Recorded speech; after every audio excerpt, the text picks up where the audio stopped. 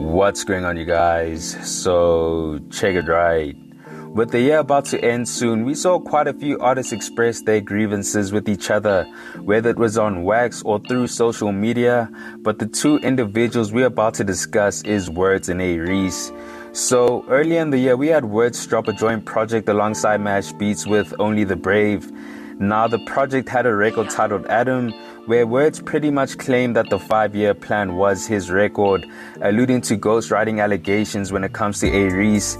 He also mentioned how the whole Revenge Collective could never touch his shit, because despite having a few albums in their catalog, they still lack hits. Now, I do think it's worth mentioning that Wordz didn't just decide to come for Reece and his crew randomly.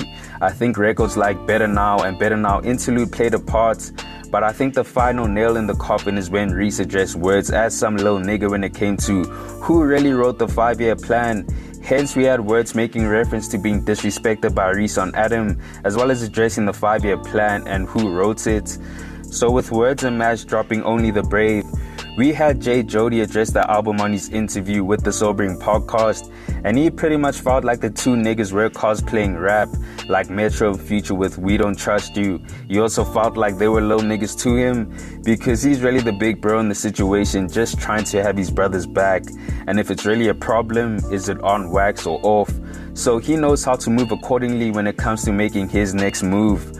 Now, with 3 months passing by since Only the Brave dropped, we had Reece drop a surprise mixtape with Kill the King on September the 13th, where throughout the tape he was pretty much taking subliminal jabs towards Wordz and the other crew members he's frequently around with, but one record stood out the most, which was Kill the King. Now, Reece didn't overtly diss Wordz on this record, but he pretty much tried to clean up certain narratives that didn't paint him in the best of lights. I mean, the overall theme around the record could be generalized as betrayal, and how Reece felt disappointed in the fact that his friendship with Wordz was ruined by a nigga who never really trusted and liked him to begin with. Now, Reece did address a whole lot more on this record, but I won't get into that since we've discussed it before. Now, we're a couple of months removed from the release of Kill the King, 3 months to be exact, and we still haven't heard a response from Wordz despite Mash Beats alluding to one. Now, this beef isn't on some Drake and Kendrick type shit, where the niggas are on the clock dropping diss record after diss record.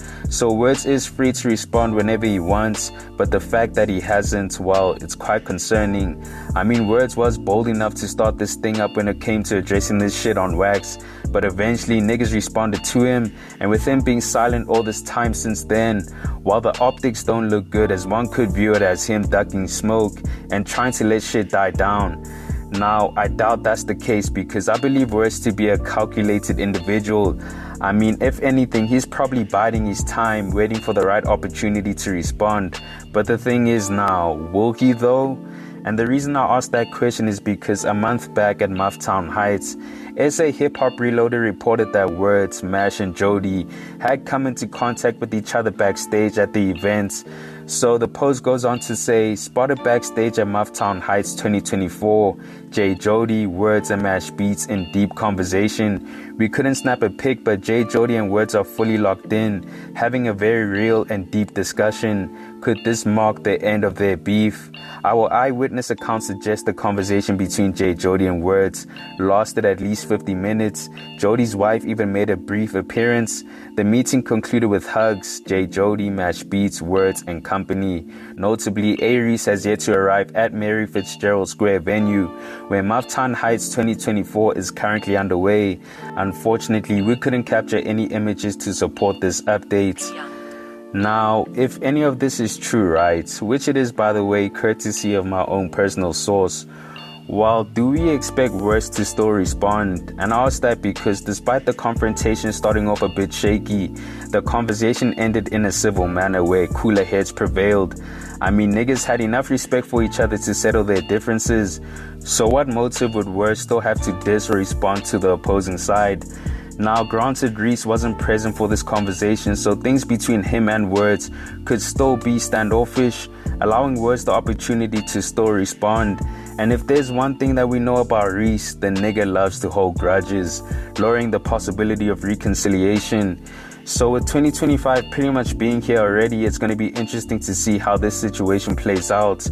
But You guys let me know your thoughts on this.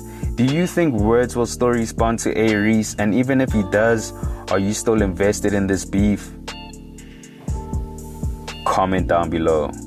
Anyways, guys, thanks for tuning in, and I hope you enjoyed. Please make sure to hit that like button if you found the content dope, and hit the subscribe button if you haven't already. It's on to the next one. Peace.